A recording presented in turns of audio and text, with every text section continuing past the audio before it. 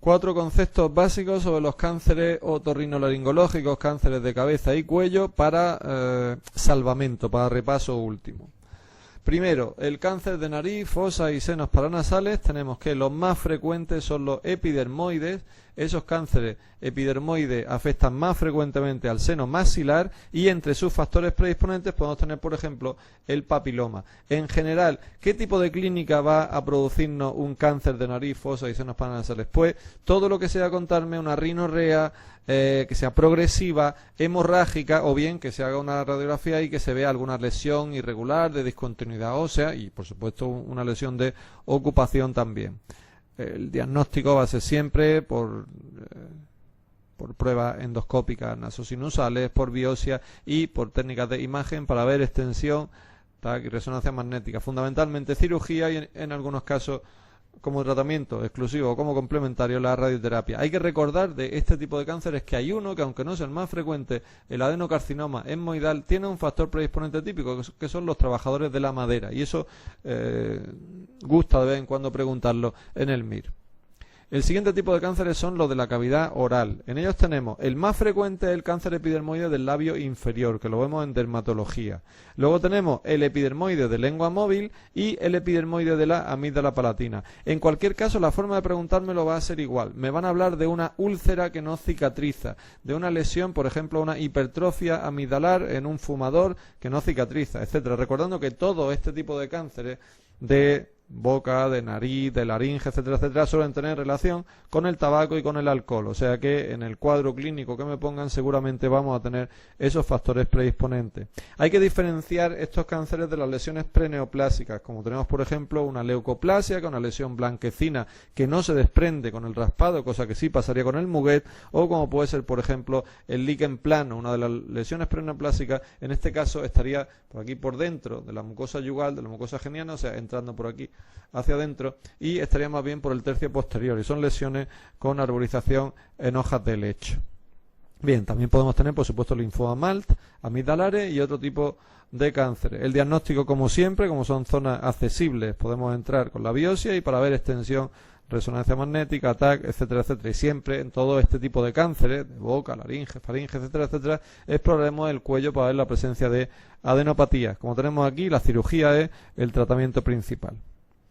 En los cánceres faringe vamos a ver sobre todo los de nasofaringe, que son los más importantes, digamos, en cuanto a las posibles preguntas, y esos cánceres nasofaringe, el principal es el carcinoma de Kabum, más frecuente en China, tiene relación con el Epstein-Barr y puede ser un cáncer de estirpe linfoide, aunque a veces es también epidermoide. Se suele presentar como adenopatía cervical, obstrucción nasal y otitis media secretora con afectación de pares craneales. Ya dijimos antes que una otitis media serosa en un adulto debe hacernos descartar un cáncer de Kabum. Y la adenopatía cervical es la forma de manifestarse más frecuente.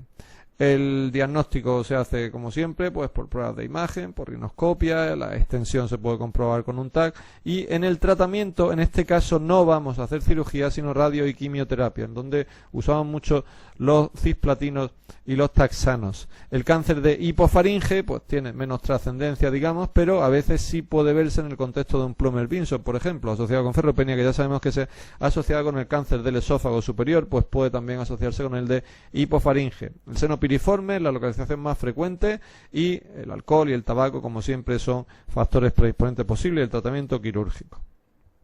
Y el de laringe, que es el más frecuente de este tipo que estamos viendo, pues es un cáncer relacionado con el tabaco, con el alcohol, epidermoide mucho más frecuentemente. En España y en la cuenca mediterránea tenemos más prevalencia de cáncer supraglótico, mientras que en países anglosajones tienen el glótico, que es de mejor pronóstico. Sin embargo, el supraglótico que tenemos aquí en España da más frecuentemente ganglios, suele manifestarse como parestesia, carraspeo, disfagia, etcétera. El glótico se expresa como disfonía y, como he dicho antes, tiene poca diseminación ganglionar, mientras que el infraglótico, que tampoco tiene buen pronóstico, puede presentarse, por ejemplo, como disnea. Por supuesto, el diagnóstico se basa en la laringoscopia y en la biopsia, y la resonancia y el TAC para comprobar la posible extensión, por ejemplo, si ha dado metástasis, etcétera, etcétera.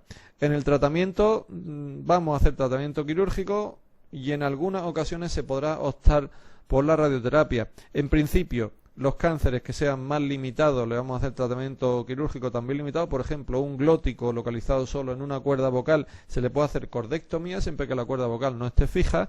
En cánceres en estadio T1 podemos hacer laringestomías parciales, pero en cuanto que estén un poco más diseminados ya vamos a hacer laringestomías totales. Ahí ya el paciente podrá también, informado adecuadamente, decidir la radioterapia, sobre todo por el hecho de ahorrarse la traqueotomía con todos los problemas que eso lleva. Y los cánceres de las glándulas salivares, casi lo único que tenemos que saber es la frecuencia que tienen, porque presentarse clínicamente se presentan con un efecto masa casi siempre. La mayoría son parotidios, la mayoría de ellos son benignos y el tumor más frecuente es el adenoma pleomorfo, que es un tumor parotidio que es benigno. Ahora, dentro de los malignos, el más frecuente es el muco epidermoide, que se localiza también en la parótida, y un poco menos frecuente es el adenocarcinoma quístico, que es el más frecuente de glándulas sublinguales o salivares menores. Bien, esta característica es importante. Se suele decir la norma de que a menor tamaño de la glándula salivar, más maligno puede ser el tumor. Por eso los parotidios suelen ser benignos casi siempre, pero los de glándulas menores suelen ser muchas veces malignos. En cuanto a otra posible utilidad, en cuanto a preguntas 1000, simplemente saber la relación que tiene la parótida con el nervio facial y que solo provocan parálisis facial, sin embargo, los tumores que son malignos. O sea que los tumores benignos no vamos a tener parálisis facial. En general, como siempre, el tratamiento va a ser con cirugía y podemos apoyarnos también en la radioterapia.